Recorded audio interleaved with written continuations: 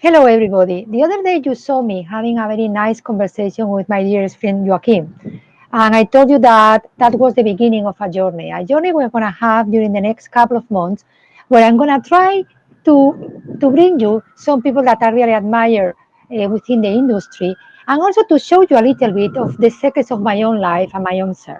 So everybody is inviting each other to different places. We are really enjoying different situations in our houses. So today, from my balcony to your balcony, I have invited Estrella Lopez Brea, which is the head of research for Australia and Europe in General Mills, to join me in this conversation. Let me tell you a little bit of my story with Estrella. For me, she's a dearest friend and also a very admired colleague. In fact, when you are working with somebody and you think like, oh gosh, that lady is going to be my boss one day, that will be Estrella in my life. Still waiting for her to offer me that amazing job, but I'm sure it's going to happen in the next coming years, and I will be delighted. So let me all say hello together with Estrella and thank her for being here with me today from her balcony to my balcony. So where are you? Thank When you, I'm saying your Begonia. balcony, where are you, Estrella? Yes, so this is my balcony, and I live in Switzerland, close to Lausanne. So where I've been living for the past 5 years, and yeah, this is the balcony of my house, and I'm really happy. Thank you for inviting me to your little journey, and of course, it's very special for me too because we worked together for a long time. And we've been super in touch all of these years. So it's such a pleasure to have the opportunity to talk a little bit of half business, half friendship conversation with you. It will be my pleasure, really. So thank you for that. And also for those that don't know, even if you are hearing that this is a bit Spanish conversation, we are broadcasting from London and from Switzerland. So it's a very like international conversation among two friends. So one of the things Estrella and I have always discussing, and I guess some of you have already heard some of her amazing presentations in the past summer congress, is about innovation. And more than ever, one question that we have in our mind is trying to understand if is this a moment to innovate or is this a moment to reinvent. So what do you think? Is about innovation or is about reinvention in this moment? What we should do? It's such an interesting question, and you and I have been talking about it offline. I think if I think about what each of those things are, right? Like innovation, it's kind of a starting from a scratch, from a white sheet of paper, right? To develop something completely new. And this is kind of what we have been, a lot of the businesses doing by default for so many years. And I think that reinvention it's something that comes usually in disruptive times, like what it's happening right now. And it's kind of brings with the thought that you don't need to always bring a completely new solution. Sometimes it's not necessary. And I think this is one of these moments in life where we're living a very special circumstances where it's the time to hit the pause button and discover about how can we transform something that it's already existing to do it better or in a different way to unlock opportunities for growth. And I think the beauty of reinvention is that it provides this opportunity to somehow shake your world and reevaluate the status quo of what's working or what's not working. So yeah, that's how I see it. So I think it's a moment for reinvention. I have been, since we started these conversations and since the other day we were speaking to each other, I've been like Googling a little bit, you are the expert, but just to be sure that at least I can have this conversation at close level. And one of the things that surprised me, building on what you were saying, is about all these things that the people are imagining that they are like amazing inventions, that really innovations, that really transform dramatically our day-to-day as Facebook or as the things that Apple has done. And when you enter into the detail, what you realize is that the reason why Facebook has been really successful, and we see even today the value they have in the stock option in the stocks, is really about being able to make something happen. So Facebook was not about the idea. And in fact, it was even a trial on the idea, and it was not clear whose the idea was, but much more who is able to generate and to make it happen, that idea that we all have. So have you heard anything about that, that it really enlightens anything? Yes, I think that's totally right. I mean, if we look back at some of the most successful innovations in the last decades, like the Netflix of the world and the Ubers of the world and the Airbnbs, all of those amazing companies that we all have in the top of our heads as great innovators, the reality is that they didn't invent anything, right? What they did was kind of like reinventing the established norms and make a concept that was already existing relevant in the current conditions. So the environment is evolving, the consumer behaviors are evolving, and it's just about taking a concept of something that was working already, but making it relevant again. So it's really interesting, because I think that's what we are living today, and what COVID somehow has brought to all of us is that change in the environment, that it's shaking things a little bit. That's what I see. What do you think? With innovation? What I think, I always like it. Yeah, this is, having the conversation in a subject that passionate both of us will make this happen. So apologies for the audience if sometimes we interrupt each other, but there is some delay from London to Switzerland. So just bear with us, please. I love innovating. I have to say that in a moment, reflecting on all of this, I have become a little bit somebody that sometimes can just innovate because of innovation, that just looks for innovation because it's bored, not because it's really will to have it, or it's not really an objective for the innovation. I think as some of the industries, my own self, sometimes it's like, well, changing. I love change. I love when the things change, when everything is new, when I feel like growing. Well, I shouldn't be so open maybe in this conversation, but I'm already 50. So when you are 50, you feel like half of your life is gone, maybe half is to come. So you want to become like fashion. And so I think as some of the industries have been innovating too much, and I do agree that there is a kind of will of innovation. So why do you think reinvention is more important than innovation? Because I tend to believe that innovation still has a say in all these situations. I mean, yes, absolutely. But I was reading an article the other day from McKinsey, and the title really struck to me, because the title said, "What got us here won't get us there." And I think that's exactly right. I mean, I think the time that we're living in, and that's why we're having this conversation, because the time that I think this is the concept of reinvention is really, really relevant even now, even more than ever with the COVID situation. But what has proven to us is that the path that has taken to where we are, it's not going to be working anymore. We won't be able to predict what's going to happen in the next few years based on what has happened in the past. So that is why having that moment of reflecting on ourselves and our businesses and as an individuals, it's so relevant today. And if I think about what COVID has brought us, of course, it's been a horrible downturn across the world. But if there's this one thing that COVID has brought us, is this ability to stop and pause for a second. And I think if I think about what is to come, I think there's likelihood that innovation is going to slow, just simply because it takes huge amounts of resources and money and lots of very talented people working for a very long time in important projects, and a lot of business are just simply not going to be able to afford that.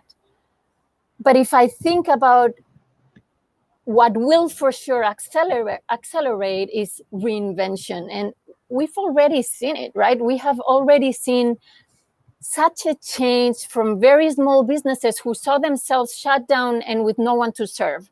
And we've seen clothing companies starting to make bodysuits and masks to prevent the infection of COVID. And we've seen cosmetic industries starting to develop cleaning and disinfecting and sanitary products like, I don't know, hydrogels. And we've seen small restaurants, doing home delivery for the first time. And that requires that reinvention of saying, what was working before is not working anymore. I need to adapt.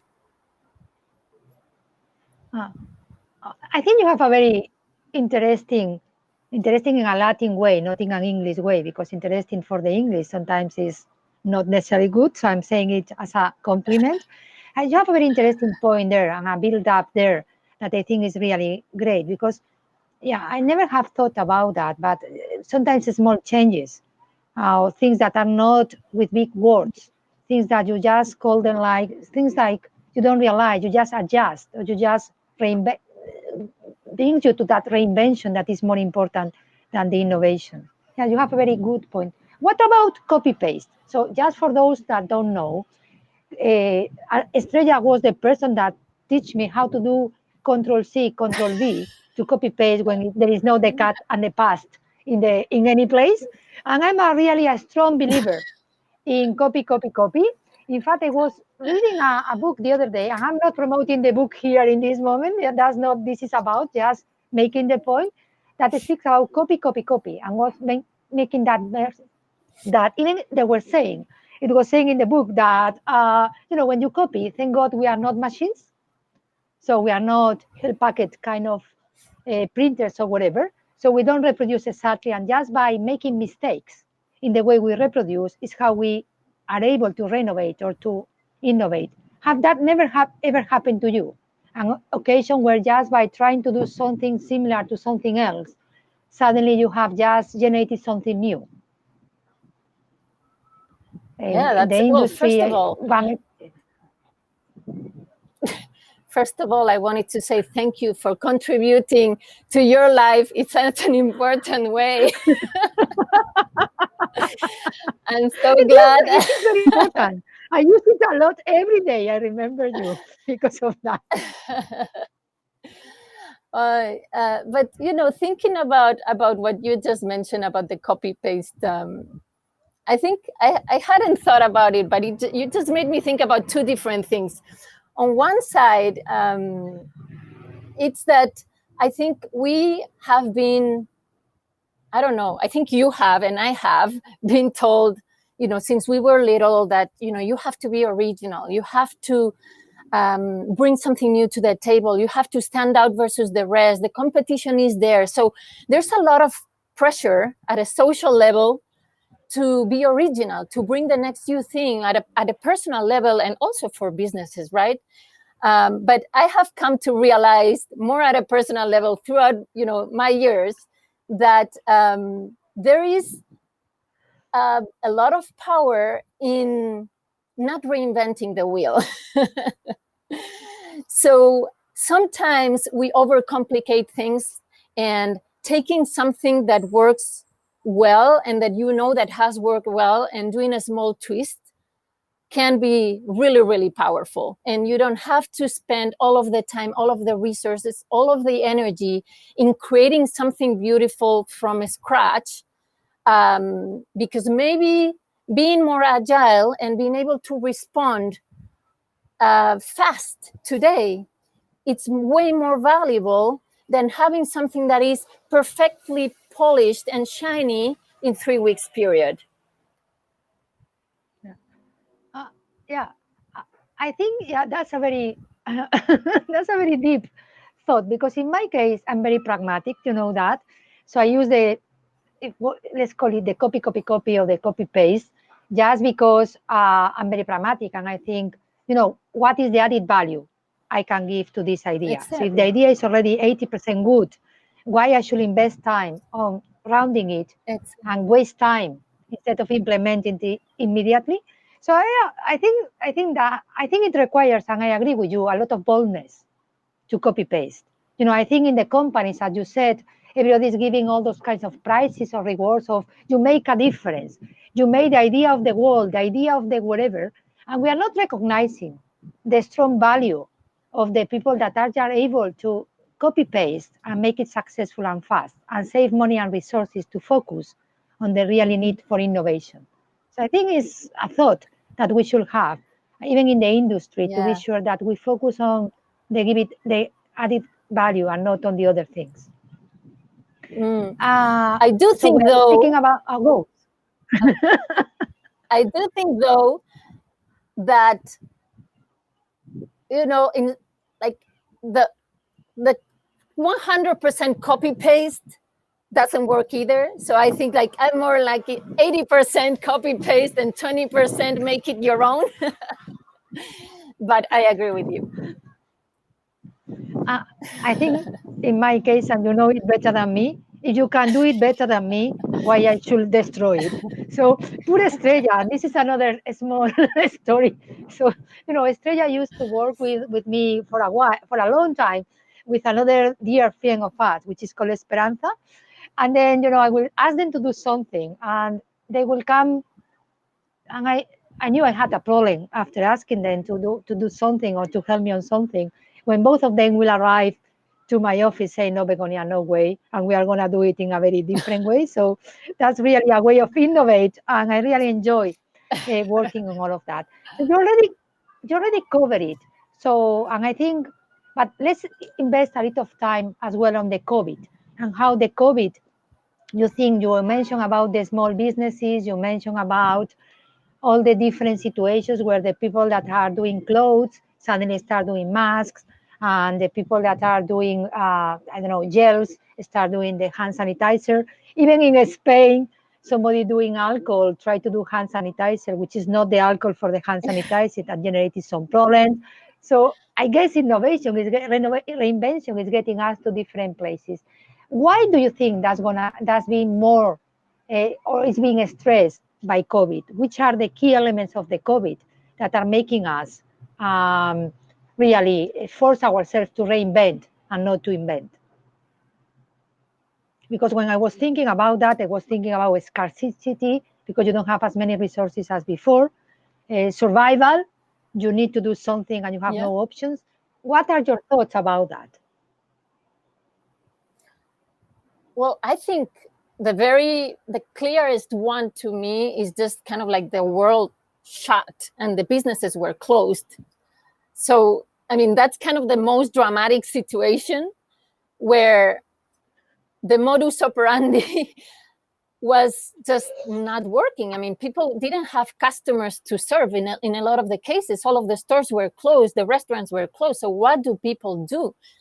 And I mean, I hope that this situation somehow teaches all of us that you don't have to wait to such an extreme moment to reinvent yourself in a way, to transform the way of thinking, to stop a little bit and think, is this what I want to do? Can I do it differently?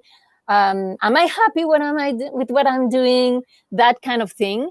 But I think we took it a bit to the extreme here. Well, you're describing it as my 50 years old crisis, where you really think about, am I in the right place? I guess COVID has been for most of us as the 50s crisis of some of us. What about you? If you have to reinvent yourself in a way, you're much younger, so 50 crisis only me. But Estrella, you have to reinvent yourself.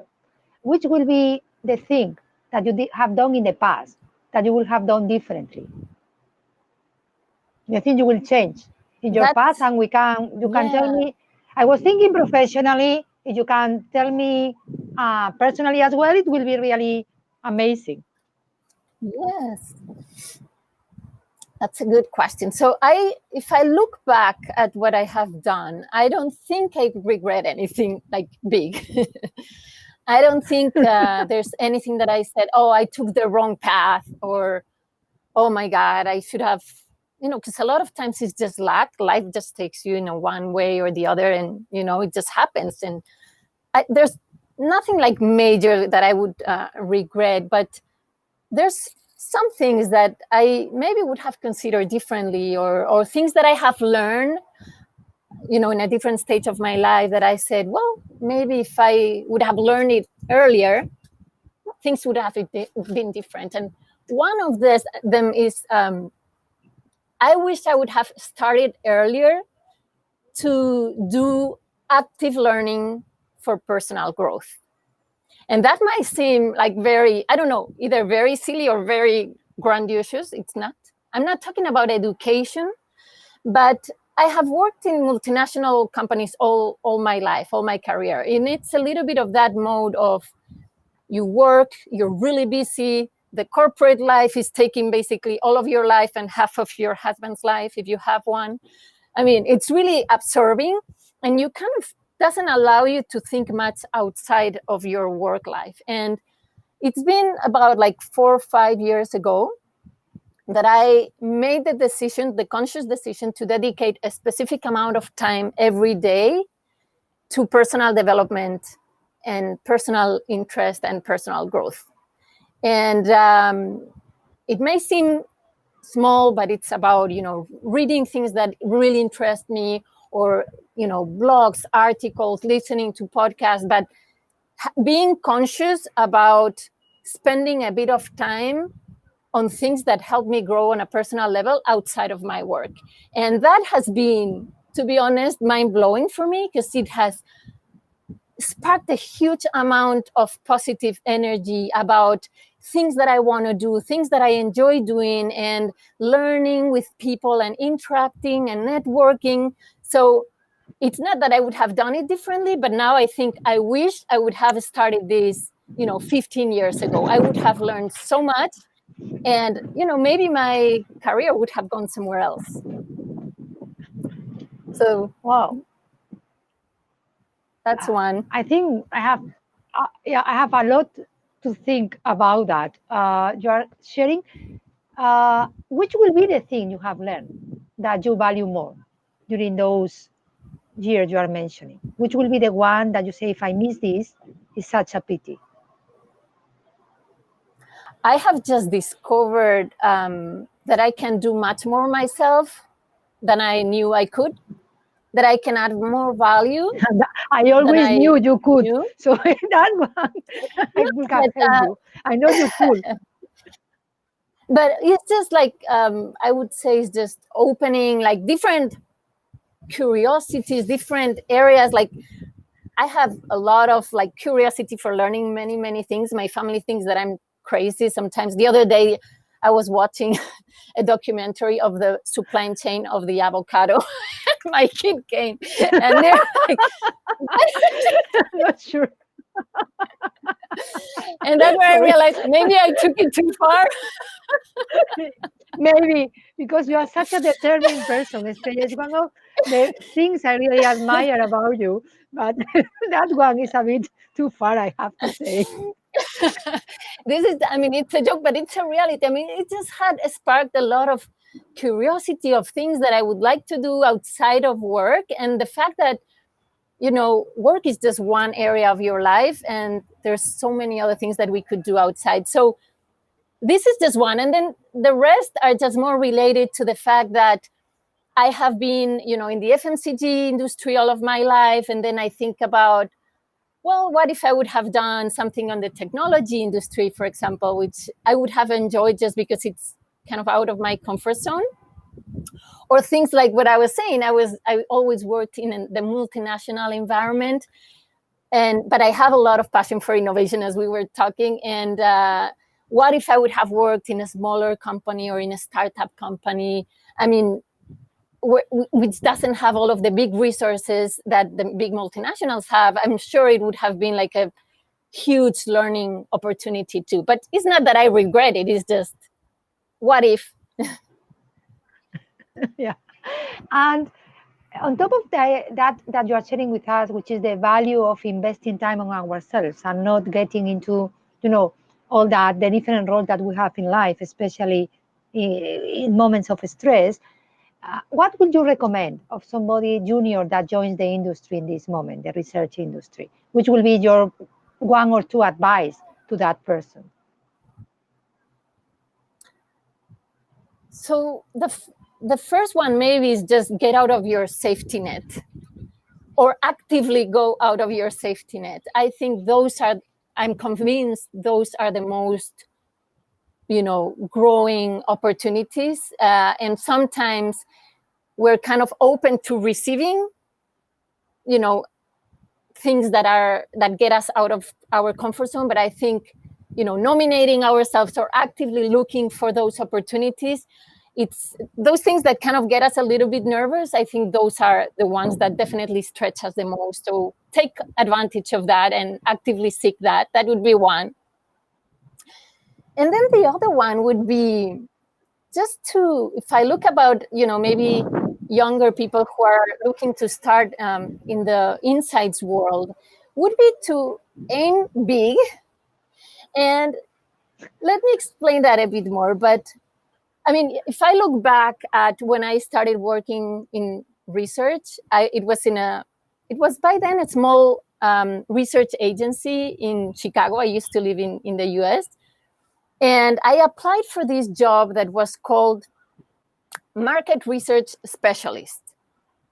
And I'm like, well, okay, I don't know exactly what that is, but market research, I kind of know, because that's something that it was a class in my university, so I know what more or less. But so I went to the interview and I asked the person, what is this about? And they told me, yeah, this is about clients commissioning some studies or projects with us, and then you will be able or in charge of like planning it and executing it and then presenting the results. I'm like, okay.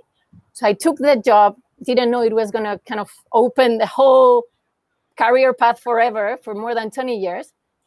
But then it wasn't until a few years later that I realized that I kind of got it all wrong. That this industry, it's not about doing studies. It's about helping solving business questions. It's about bringing the consumer to the table to do better decision making. So it's about making an impact or being a strategic partner and find consumer problems. And no one told me that. I had to figure that out on myself. So if I would have to go to someone now, I would say, aim to not to do a study, aim to be a strategic partner of someone, aim to help, change decision making. And just one more thing to finalize, I think we also, people like you and I, have a big responsibility with these people that we're hiring, that we are mentoring, to reframe, and to explain to them in a way that it's empowering and that it's exciting, because that's the only way we're going to evolve the role of the function in the organizations. I agree. I do believe all of us in the industry, especially the ones that have been here for some years, have that responsibility. And you were very bold, from my perspective, to really accept the position as they describe it to you. But now I was 21. I was like, to make it even.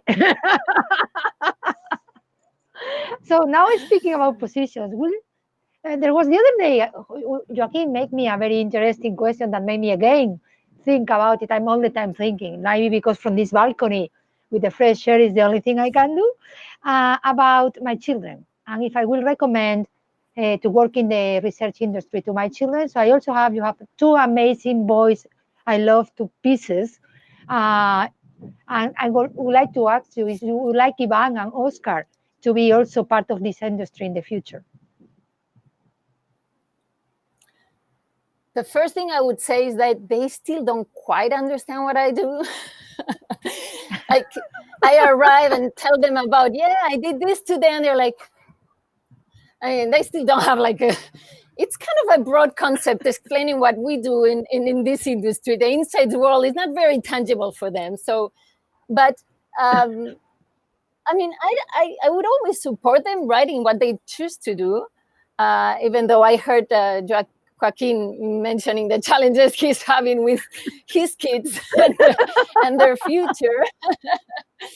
But I think there's something really beautiful, I would say, about our professional, lives that is related, to getting, to understand people, beyond, what you see in them, or developing empathy, or understanding the importance of the context, right, culturally or socially, that takes you to avoid bias, or I don't know. I think those things are nice. Those things are, if I take that part, I would say yes. Why not? If you want to do insights, I'll do. I'll support you. How about you? I heard you were not so committed. No. I will not. No, I will not. In my case, I guess one researcher at home is more than enough. So I will not. Speaking about that, and speaking about my children, uh, the other day speaking with my daughter, she was telling me the same like your children. It's very difficult to understand what they do, and she said, "Mom, now with the lockdown, I have been sharing with you a space, seeing how you work, and now I understand that you have a very interesting job because they pay you to make questions, you know." And I guess why you ask me so many questions all the time because you feel that's your duty. Don't worry, you only have to ask questions at work and not when you are at home. So she got it a bit wrong, I I guess. love it. But but building on that, I think thank you for being with me today, Estrella, from my balcony to your balcony. Those have been my questions to Estrella Lopez Brea related with innovations versus reinvention, but also about life, career, experiences, and how to make this industry to continue growing and being a fun place for all of the people that are here. So thank you for being with me today. And I guess most of the people listening for us today have a lot of questions for you. So I hope to see you tomorrow again and then answering the question. I hope from your balcony to my balcony in London. You never know, so I might be with an umbrella here. But let's see each other. I would love you to see you tomorrow.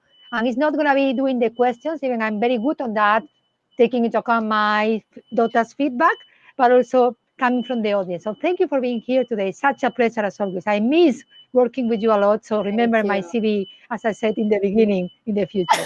Take care, Estrella, and see you Thank tomorrow. you. It's been great.